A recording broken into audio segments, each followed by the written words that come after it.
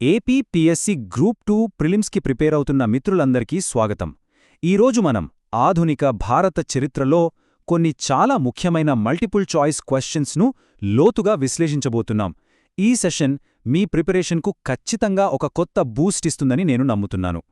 మన టార్గెట్ కేవలం సరైన ఆన్సర్ ఏంటో తెలుసుకోవడమే కాదు, అసలు ఆ ప్రశ్న వెనుక ఉన్న కాన్సెప్ట్ ఏంటి, దాని ప్రాముఖ్యత ఏంటి అని కూడా అర్థం చేసుకోవాలి. ఎందుకంటే చూడండి, ఎగ్జామ్లో అవే ప్రశ్నలు రిపీట్ కాకపోవచ్చు, కానీ కాన్సెప్ట్లు మాత్రం ఖచ్చితంగా రిపీట్ అవుతాయి. సో ఇక స్టార్ట్ చేద్దామా? మన మొదటి టాపిక్ భారత జాతీయోద్యమంలో ఒక టర్నింగ్ పాయింట్ లాంటిది. అదేంటంటే కాంగ్రెస్లోని మితవాదులు, అతివాదుల మధ్య జరిగిన ఆ సైద్ధాంతిక పోరాటం. ఇది ఎగ్జామినర్స్కి చాలా ఇష్టమైన ఏరియా, కాబట్టి చాలా జాగ్రత్తగా వినండి. ఇప్పుడు చూడండి, ఈ రెండు గ్రూపుల మధ్య తేడా వాళ్లు వెళ్లే దారిలోనే కాని వాళ్ల గమ్యంలో కాదు. మితవాదులేమో బ్రిటిష్ వాళ్ల మంచితనం మీద నమ్మకంతో పిటిషన్లు, వినతిపత్రాల ద్వారా మెల్లగా స్వాతంత్ర్యం తెచ్చుకోవాలనుకున్నారు. కాని అతివాదులేమన్నారంటే ఆ పద్ధతులన్నీ రాజకీయ భిక్షలాంటివన్నారు. స్వయం సహాయం, బ్రిటిష్ వస్తువుల బహిష్కరణ, స్వరాజ్యం ఇవే మన తక్షణ లక్ష్యాలు అని వాళ్లు బలంగా నమ్మారు. ఈ ఐడియాలజీ గొడవే సూరత్ చీలికకు దారతీసింది. సరే, ఈ ప్రశ్న చూడండి. ఇక్కడ ఆప్షన్లన్నీ కూడా చాలా దగ్గరగా కన్ఫ్యూజింగ్గా అనిపించొచ్చు. అధ్యక్షుడి ఎన్నిక అనేది అవును, అదో కారణమే, కాని అది తక్షణ కారణం మాత్రమే.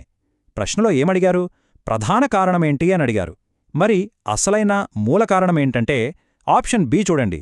బ్రిటిష్ ప్రభుత్వంతో జరిపే మితవాదుల పద్ధతుల మీద అతివాదులకు నమ్మకం పూర్తిగా పోయింది. ఏళ్ల తరబడి ఈ వినతిపత్రాలతో ఏం సాధించాం అనేది వాళ్ల గట్టి వాదన. అందుకే అసలు కారణం ఇదే.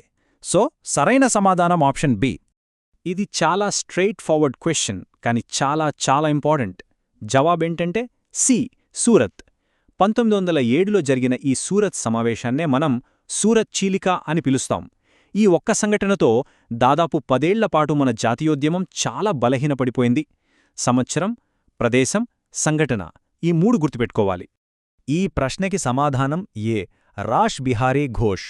అసలు గొడవంతా ఇక్కడే స్టార్ట్ అయింది. అతివాదులేమో లాలా లజపత్రాయ్ అధ్యక్షుడిగా ఉండాలని కోరుకున్నారు, కాని మితవాదులు రాష్ బిహారీ ఘోష్ను ఎన్నుకున్నారు. ఈ అధ్యక్ష ఎన్నికల గొడవే చివరికి పార్టీ చీలిపోవడానికి కారణమైంది. ఇక్కడొక విషయం గమనించాలి. రాష్ బిహారీ ఘోష్ వేరు, విప్లవకారుడైన రాష్ బిహారీ బోస్ వేరు. ఎగ్జామ్లో ఈ పేర్లతో కన్ఫ్యూజ్ చేసే ఛాన్స్ ఉంది. ఇది చాలా కీలకమైన మలుపు. సరైన సమాధానం బి, బాలగంగాధర్ తిలక్. స్వరాజ్యం నా జన్మహక్కు, దాన్ని సాధించి తీరుతాను అనే ఆయన నినాదం దేశం మొత్తాన్ని కదిలించింది. తిలక్, లాలా లజపత్రాయ్, బిపిన్ చంద్రపాల్, ఈ లాల్ బాల్ పాల్ త్రయం మితవాదుల ప్రార్థనా రాజకీయాలకు ఫుల్ స్టాప్ పెట్టి పోరాట మార్గాన్ని ప్రజల్లోకి చాలా బలంగా తీసుకెళ్లారు. ఈ వర్ణన ఎవరికి సరిపోతుందంటే గోపాల్కృష్ణ గోఖలేకి. అతివాద నాయకుల గురించి మాట్లాడుకున్న తరువాత ఈ ప్రశ్న మనల్ని మళ్లీ మితవాద శిబిరంలోకి తీసుకెళ్తోంది. గాంధీజీకి రాజకీయ గురువుగా పేరుపొందిన గోఖలే మితవాద నాయకులలో టాప్ మోస్ట్ లీడర్. ఈ కొటేషన్ డైరెక్ట్గా ఎగ్జామ్లో అడిగే అవకాశం ఉంది, జాగ్రత్త. సరే, ఇప్పుడు మనం నెక్స్ట్ సెక్షన్కు వెళ్దాం. ఇక్కడ మనం బ్రిటిష్ ప్రభుత్వ పాలనలో వచ్చిన మార్పులు, వాటికి మన విప్లవకారులు ఎలా స్పందించారు అనే విషయాలు చూద్దాం. ఈ ప్రశ్న దగ్గర చాలామంది పొరపాటు పడతారు.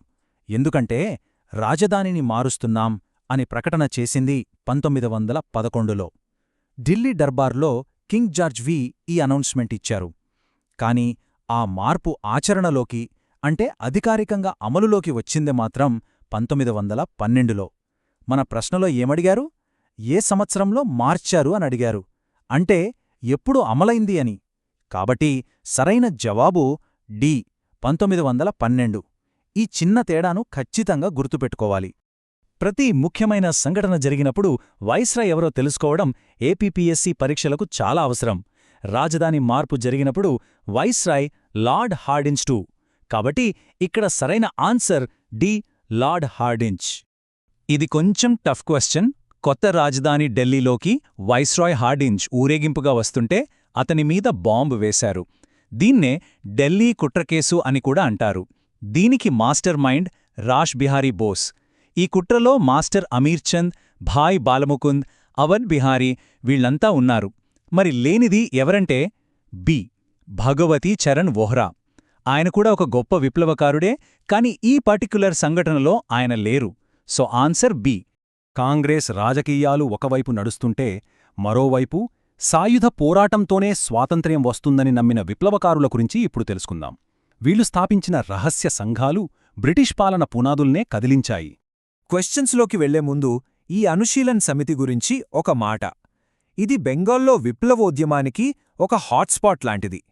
యువతకు ఫిజికల్, మారల్ ట్రైనింగ్ ఇచ్చి పోరాటానికి రెడీ చేసేవాళ్లు. అరబిందో ఘోష్ లాంటి పెద్ద పెద్ద నాయకులు దీనికి ఇన్స్పిరేషన్గా నిలిచారు. దీనికి సమాధానం సి. వినాయక్ దామోదర్ సావర్కర్. మహారాష్ట్రలో మొదట మిత్రమేళా అనే పేరుతో స్టార్టైన ఈ సీక్రెట్ సొసైటీ తరువాత ఇటలీకి చెందిన మజ్జినీ యొక్క యంగ్ ఇటలీ అనే సంస్థ స్ఫూర్తితో అభినవ్ భారత్గా మారింది. మహారాష్ట్రలో జరిగిన చాలా విప్లవ కార్యక్రమాలకు ఇదే సెంటర్ పాయింట్. ఇది ఇండియన్ లీగల్ హిస్టరీలో ఒక ల్యాండ్మార్క్ కేస్. సమాధానం ఏ. చిత్తరంజన్ దాస్. ఆయన్నే మనం దేశబంధు అని కూడా పిలుస్తాం. ముజఫర్పూర్ బాంబు దాడి తర్వాత పెట్టిన ఈ కేసులో అరబిందో ఘోష్ను తన అద్భుతమైన వాదనలతో నిర్దోషిగా బయటకు తీసుకువచ్చారు సిఆర్ దాస్. ఈ కేసు తర్వాతే అరబిందో యాక్టివ్ పాలిటిక్స్ నుండి తప్పుకుని ఆధ్యాత్మిక మార్గం వైపు వెళ్లారు. ఇలాంటి match the following questions group 2 ప్రిలిమ్స్లో కామన్. ఒక్కసారి ఈ జతలు చూద్దాం. హౌరా కుట్ర కేసులో ముఖ్యుడు జతీంద్రనాథ్ ముఖర్జీ. లాహోర్ కుట్ర కేసు అంటే మనకు భగత్ సింగ్తో పాటు రాజ్గురు గుర్తుకు రావాలి. ఢిల్లీ కుట్ర అంటే హార్డింజ్ బాంబ్ కేసులో మాస్టర్ అమిత్ చంద్ ఉన్నారు. ఇక మనం ఇందాకే మాట్లాడుకున్న అలీపూర్ కుట్ర కేసులో అరబిందో ఘోష్. ఇవి నోట్ చేసుకుంటే చాలా మంచిది. ఇక్కడ మరికొన్ని ముఖ్యమైన జతలున్నాయి. చిట్టగాంగ్ దాడి అనగానే మనకు సూర్యసేన్తో పాటు కల్పనా దత్ కూడా గుర్తుండాలి. అభినవ్ భారత్ వ్యవస్థాపకుడు విడి సావర్కర్. అనుశీలన్ సమితికి అరబిందో ఘోష్ ఒక గైడింగ్ ఫోర్స్. ఇక కూకా ఉద్యమం. ఇది పంజాబ్లో సిక్కుల నడిపిన ఒక సామాజిక మత సంస్కరణ ఉద్యమం. దీనికి గురు రామ్సింగ్ నాయకత్వం వహించారు. ఇప్పుడు మనం తమ ప్రాణాలను పణంగా పెట్టిన కొందరు గొప్ప విప్లవకారుల గురించి ప్రత్యేకంగా తెలుసుకుందాం. వాళ్ల త్యాగాలు, పోరాటాలు ఎప్పటికీ మనకు స్ఫూర్తినిస్తూనే ఉంటాయి. ఈ బిరుదు మేడం భికాజీ రుస్తుం కామాగారిది. ఆమె ఫారిన్లో ఉంటూ మన స్వాతంత్ర పోరాటానికి సపోర్టు కూడగట్టారు. 1907లో జర్మనీలోని స్టుట్గార్ట్లో జరిగిన ఇంటర్నేషనల్ సోషలిస్టు కాంగ్రెస్లో మన జెండా యొక్క తొలి రూపాన్ని ఎగరేసిన మొట్టమొదటి వ్యక్తి ఆమె. ఇది చాలా చాలా ఇంపార్టెంట్ పాయింట్. ఇక్కడ ప్రశ్నలో జీవిత ఖైదు అని ఉన్నా చారిత్రాత్మకంగా మదన్లాల్ ధింగ్రాకు మరణశిక్ష పడింది. సో సరియైన సమాధానం ఏ. మదన్లాల్ ధింగ్రా. 1909లో లండన్లో ఇండియా ఆఫీస్ అధికారి అయిన కర్జన్ వైలీని హత్యచేసి బ్రిటిష్ సామ్రాజ్యపు గుండెలోనే పెద్ద సవాల్ విసిరారు. ఇది విదేశాల్లో జరిగిన అతిపెద్ద విప్లవాత్మక చర్యల్లో ఒకటి. ఈ సాహసోపేతమైన దాడి వెనక ఉన్న మాస్టర్ మైండ్ సూర్యా సేన్. ఆయనొక టీచర్. అందుకే ఆయన్ని అందరూ ప్రేమగా మాస్టర్ దా అని పిలిచేవారు. 1930లో ఆయన లీడర్షిప్లో విప్లవకారులు చిట్టగాంగ్లోని ప్రభుత్వ ఆయుధాగారాన్ని తమ ఆధీనంలోకి తీసుకొని ఒక తాత్కాలిక విప్లవ ప్రభుత్వాన్ని కూడా ప్రకటించారు. ఈ సంఘటన బ్రిటిష్ వాళ్లను షాక్కు గురిచేసింది. సరే, మనం ఈ విశ్లేషణ చివరికొచ్చేశాం. ఈ ప్రశ్నల ద్వారా ఆధునిక చరిత్రలోని కొన్ని చాలా కీలకమైన టాపిక్స్ను మనం టచ్ చేశాం. ఇప్పుడు కొన్ని ఫైనల్ మాటలు. ఒక్కటి గుర్తుంచుకోండి, హిస్టరీ అంటే కేవలం డేట్స్, పేర్లు బట్టి పట్టడం కాదు. అది కారణాలు, ఫలితాల ఒక గొలుసుకట్టు. ఒక సంఘటన ఇంకోదానికి ఎలా దారితీసిందో కనెక్ట్ చేసుకుంటే మీకు విషయాలు చాలా ఈజీగా గుర్తుంటాయి.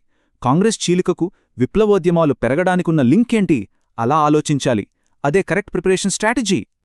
ఈ ప్రశ్నతో ఈ సెషన్ను ముగిద్దాం. మితవాదుల రాజ్యాంగబద్ధ పోరాటమా లేక విప్లవకారుల త్యాగాల మార్గమా? ఈ రెండిటిలో ఏది మన స్వాతంత్ర్యానికి బలమైన పునాది వేసింది? దీని గురించి ఆలోచించడం మీ అనలిటికల్ స్కిల్స్ను పెంచుతుంది. ఇది మెయిన్స్ ఎగ్జామ్కు కూడా బాగా హెల్ప్ అవుతుంది. మీ ప్రిపరేషన్ విజయవంతం కావాలని మనస్ఫూర్తిగా కోరుకుంటున్నాను. All the best.